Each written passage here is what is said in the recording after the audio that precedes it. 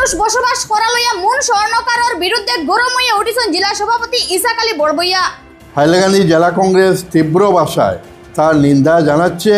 ভবিষ্যতে এ ধরনের উস্কানিমূলক তথা বিভ্রান্তিকর মন্তব্য দেওয়া থেকে যেন তিনি বিরত থাকেন এই আহ্বান জানাচ্ছি। এই বক্তব্যের ফলে যদি হাইলাকান্দি জেলায় তথা বরাক উপত্যকায় অশান্তি ও আইন শৃঙ্খলার অবনতি ঘটে তার দায় সম্পূর্ণ শ্রীমতী স্বর্ণকারের উপর বর্তাবে। হাইলাকান্দিত কোনো বাংলাদেশি মানুষ বসবাস করেন না সাফ জানাইয়া দিয়েছেন জেলা সভাপতি। আমরা দায়িত্বের সঙ্গে ঘোষণা করছি যে হাইলাকান্দি জেলার উল্লেখিত স্থানগুলিতে একজনও বাংলাদেশি নেই। জেলা সভাপতি ইসাক আলী বড়বইয়ায় মন স্বর্ণকারে ক্ষমা চাওয়ার আহ্বান জানাইছেন। এই বক্তব্যের জন্য তিনি প্রকাশ্যে যেন ক্ষমা প্রার্থনা করেন।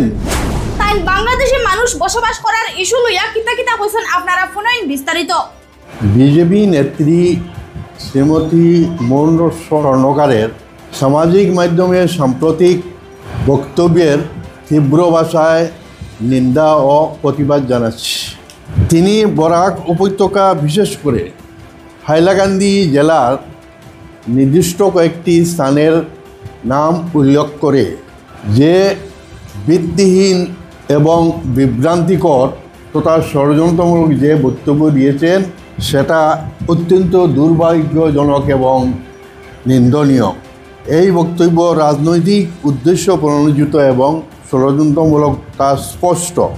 বরাক উপত্যকা শান্তির দ্বীপ বলে এই অঞ্চলে সবাই স্বীকার করে। দীর্ঘদিন থেকে এই উপত্যকায় হিন্দু, মুসলিম এবং অন্যান্য সম্প্রদায়ের মানুষ শান্তিপূর্ণভাবে সহ অবস্থান করে আসছে। কিন্তু শ্রীমতী স্বর্ণকারের বক্তব্যে নির্দিষ্ট সম্প্রদায়কে লক্ষ্য করে এবং তাদেরকে বাংলাদেশি আখ্যা দিয়ে ধর্মীয় মেরুকরণের মাধ্যমে রাজনৈতিক সুবিধা আদায়ের যে প্রয়াস লক্ষ্য করা যায়, এই ধরনের বক্তব্য এই অঞ্চলের শান্তি ও সম্প্রীতি বিনষ্ট করার অপচেষ্টা। হাইলাকান্দি জেলা কংগ্রেস তীব্র ভাষায় তার নিন্দা জানাচ্ছে। এই বক্তব্যের ফলে যদি হাইলাকান্দি জেলায় তথা বরাক উপত্যকায় কোনো অশান্তি ও আইন শৃঙ্খলার অবনতি ঘটে তার দায় সম্পূর্ণ শ্রীমতী স্বর্ণকারের উপর বর্তাবে। আমরা দায়িত্বের সঙ্গে ঘোষণা করছি যে হাইলাকান্দি জেলার উল্লেখিত স্থানগুলিতে একজনও বাংলাদেশি নেই।